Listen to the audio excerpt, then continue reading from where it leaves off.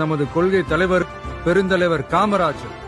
கல்விக்காகவும் தொழில் வளர்ச்சிக்காகவும் அந்த காலத்திலேயே யோசிச்ச உத்தமர் காமராஜர். மதச்சார்பின்மையை இந்த மண்ணில ஆழமா விதைச்சதுல அவருக்கும் பெரிய பங்கு உண்டு. இன்னைக்கும் நேர்மையான நிர்வாக செயல் திறனுக்கு இங்கு நீடிச்சு நிலைச்சு ஒற்றை உதாரணமா நிக்கிற ஒரே தலைவர் பெருந்தலைவர் காமராஜர் மட்டும்தான். அதனால பெருந்தலைவர் காமராஜரை நம்மளோட நிர்வாக செயல்முறை சித்தாந்தத்திற்கான சிற்பி வழிகாட்டின்னு தலை நிமிர்ந்து பெருமையோடு அறிவிக்கிறோம்.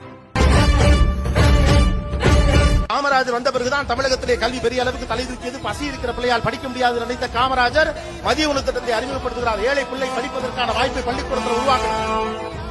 ஆனா அந்த காமராஜர் படிக்காதவர் தானே, படிக்காதவரையும் படிப்பு இம்பார்ட்டன்ஸ் கொடுத்தார். யோசிச்சு பாருங்க, படிக்காத என்னாலே இவ்வளவு செய்ய முடியுமா, என் பிள்ளைங்க எல்லாம் படிச்சா என்னெல்லாம் செய்வாங்க கண்ட கனவுதான் இன்னைக்கு முன்னால உட்கார்ந்து இத்தனை ஆயிரம் பேர். கல்வி உலக தரமடைந்திட அறிவியலோடு அழகிய தமிழ்நாடு என புகழான் உயர்ந்திட நமது உரிமை நமது பெருமை கரக இணையமாறும் நிலைமை பயனுற